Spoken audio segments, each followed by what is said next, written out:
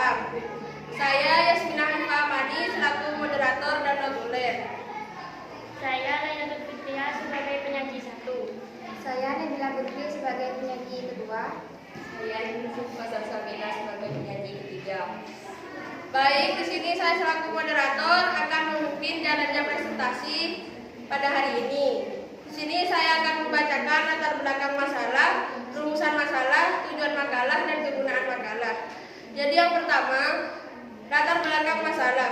Kurikulum yang ada saat ini merupakan efek dari kemajuan ilmu pengetahuan yang ada. Banyak hal yang membuat kurikulum lahir, di antaranya adalah semakin besar tuntutan untuk mencapai target yang diinginkan dengan proses yang lebih cepat dan terobosan yang inovatif, yang bisa menguntungkan bagi umat manusia, terutama dalam bidang pendidikan.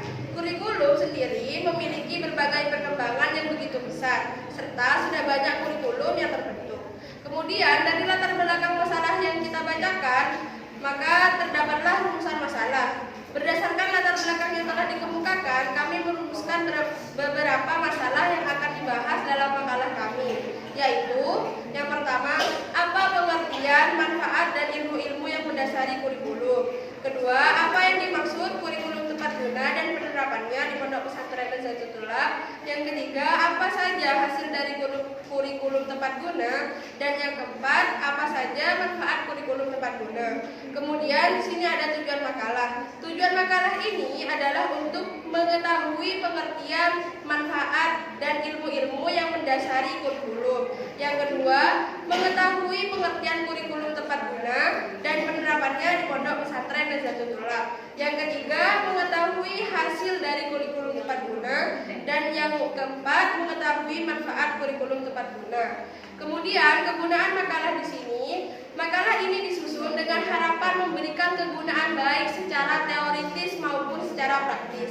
Secara teoritis, makalah ini berguna sebagai pengembangan tentang media pembelajaran kontekstual berbasis teknologi. Secara praktis, makalah ini diharapkan bermanfaat bagi yang pertama, penulis sebagai wahana penambah pengetahuan tentang kurikulum, macam-macamnya, dan hal yang menyangkut tentang kurikulum tepat guna.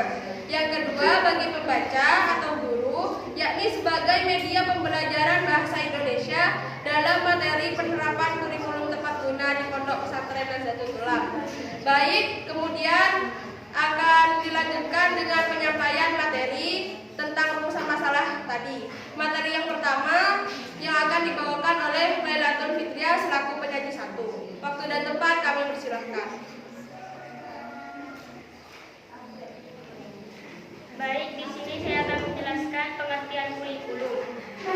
Kurikulum merupakan seperangkat atau suatu sistem rencana dan pengaturan mengenai bahan pembelajaran yang dapat dipedomani dalam aktivitas belajar mengajar. Intinya, kurikulum adalah rencana pembelajaran. Oleh karena itu, semua pihak yang terlibat dan berkaitan langsung dengan fungsi kurikulum ini wajib memahaminya. Kurikulum dapat dikelompokkan dalam dua pengertian, yaitu dalam arti luas dan dalam arti sempit. Dalam arti luas, kurikulum adalah konsep yang merujuk pada sistem pendidikan yang berlaku. Sedangkan dalam arti sempit, kurikulum dapat berarti kesatuan beberapa mata pelajaran. Satu mata pelajaran, kelompok rukun keilmuan, suatu program rencana pembelajaran, dan sebagainya, yang menjelaskan tentang rencana rangkaian kegiatan pembelajaran. Dengan mengetahui pengertian kurikulum yang merupakan sebuah rencana pembelajaran, pembaca mestinya akan sadar kalau fungsi kurikulum ini sangatlah penting dalam kemajuan pendidikan, baik di Indonesia maupun di dunia. Dengan adanya kurikulum, kita bisa mengetahui kemana tujuan sebuah pendidikan dijalankan. Singkatnya, pada lingkup sekolah, kita akan mengetahui kemana arah pembelajaran yang akan diterima di sekolah tersebut. Karena itulah, kurikulum hukumnya wajib ada di setiap institusi pendidikan. Di Indonesia telah terjadi beberapa kali pergantian kurikulum. Kurikulum di Indonesia dikembangkan dan disepakati oleh Kementerian Pendidikan dan Kebudayaan dengan guru-guru atau tenaga pengajar. Tentu saja setiap negara memiliki kurikulum yang berbeda-beda pula. Hal ini tergantung kepada bagaimana tujuan dari pendidikan masing-masing negara tersebut. Sekian dari saya, terima kasih. Saya kembalikan kepada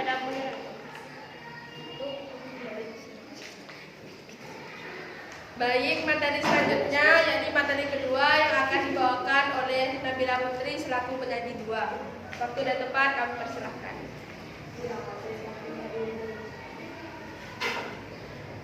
Terima kasih kepada moderator. Baik, di sini saya akan menjelaskan tentang pengertian dan penerapan kurikulum tepat guna. Di Pondok Pesantren Nahdlatul Ulama awalnya menggunakan kurikulum yang dibuat oleh pemerintah, yakni kurikulum 2013. Namun seiring berjalannya waktu, pemimpin Pondok Pesantren Nahdlatul Ulama merasa tidak puas dengan penerapan kurikulum yang satu ini. Dikarenakan hampir seluruh mata pelajaran yang ada diberikan kepada para siswa-siswi. Sedangkan siswa-siswi pasti akan merasakan kejenuhan di dalam kelas, di mana dalam satu hari bisa mencapai 7 sampai 8 jam waktu yang digunakan untuk belajar. Di sisi lain, para siswa-siswi mengeluh akan tugas yang diberikan karena mereka sibuk untuk memanage waktu mereka untuk mengerjakan tugas di balik kepadatan pondok, program pondok terutama di waktu malam, di mana mereka masih mempersiapkan sholat malam atau ngaji kitab kuning, yang mana pengajian tersebut biasanya selesai pada pukul 10.00. Dalam program tersebut adalah waktu untuk mereka istirahat malam. Jadi, menurut beliau, penerapan kurikulum tersebut tidak efektif karena siswa-siswi hanya berpatokan pada materi saja, sehingga membuat para pelajar menjadi pasif dalam belajar jika hanya berpatokan terhadap materi yang diberikan. Namun, sedikit mengaplikasikannya terhadap kehidupan sehari-hari dan lingkungan sekitar. Nah, dari sinilah terbentuk kurikulum tepat guna, di mana arti dari kurikulum tersendiri ialah seperangkat atau suatu sistem rencana dan pengaturan mengenai bahan pembelajaran yang dapat dipedomani dalam aktivitas belajar mengajar. Intinya, kurikulum adalah rencana pembelajaran, sedangkan tepat guna diambil dari kata tepat dan guna menurut Kamus Besar Bahasa Indonesia atau KBBI. Arti tepat adalah kena benar atau pada sasaran, tujuan, maksud, dan sebagainya. Arti guna di KBBI adalah faedah manfaat. Jadi bisa disimpulkan bahwa kurikulum tepat guna ialah suatu sistem pembelajaran yang benar memiliki tujuan, target atau maksud yang berguna untuk jangka panjang. Penerapannya ialah dengan memfokuskan siswa di sekolah pada bidang masing-masing. Siswa semisal di sekolah MA itu hanya difokuskan kepada kitab dan Al-Quran saja, 100% agama dan 0% umum. Sedangkan di SMA, di mana sekolah tersebut terdapat dua jurusan, yakni IPA dan IPS. Di IPA difokuskan terhadap materi sendiri, 85% saintek, 15% agama, dan 4% sosum.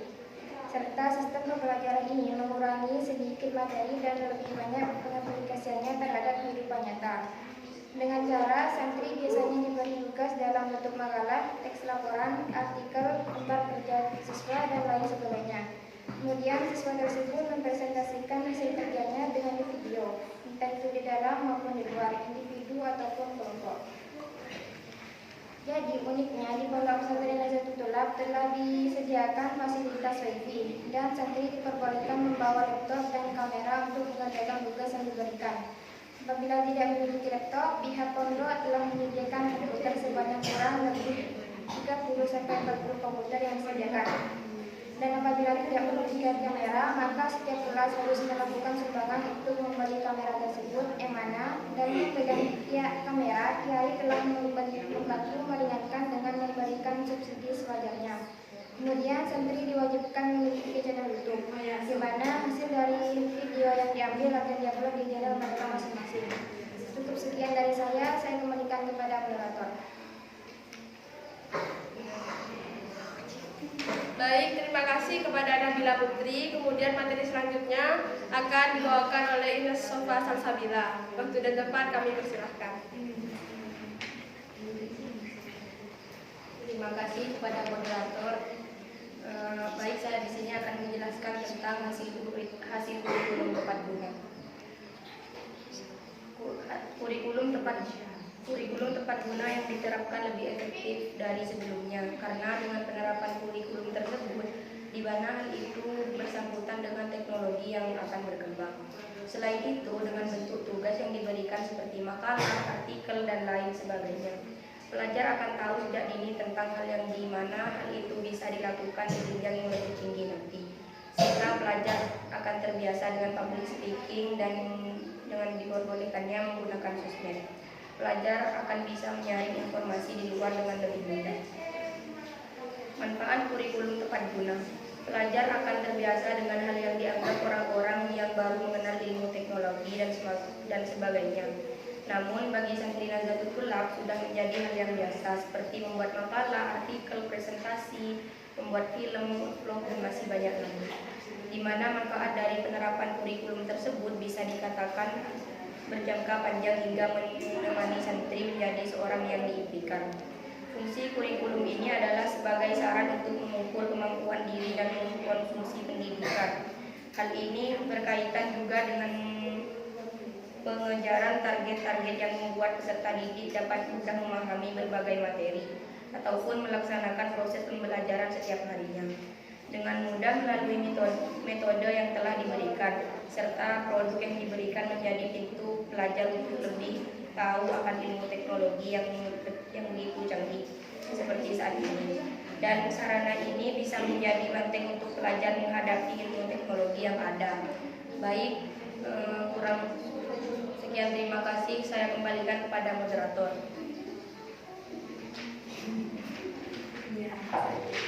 Baik, terima kasih kepada Yusufah Salsabila atas materinya. Kemudian di sini saya akan membacakan kesimpulan serta saran. Jadi kesimpulannya, kurikulum merupakan seperangkat atau suatu sistem rencana dan pengaturan mengenai bahan pembelajaran yang dapat dipedomani dalam aktivitas belajar mengajar. Intinya, kurikulum adalah rencana pembelajaran. Kurikulum tepat guna memiliki arti dari kurikulum sendiri, ialah seperangkat atau suatu sistem rencana dan pengaturan mengenai bahan pembelajaran yang dapat dipedomani dalam aktivitas belajar mengajar. Intinya, kurikulum adalah rencana pembelajaran, sedangkan tepat guna diambil dari kata tepat dan guna. Menurut Kamus Besar Bahasa Indonesia atau KBBI, artinya kata tepat adalah kena, benar, pada sasaran, tujuan, maksud, dan sebagainya.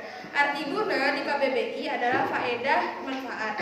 Jadi, bisa disimpulkan bahwa kurikulum tepat guna ialah suatu sistem pembelajaran yang benar memiliki tujuan, target, atau maksud yang berguna untuk jangka panjang.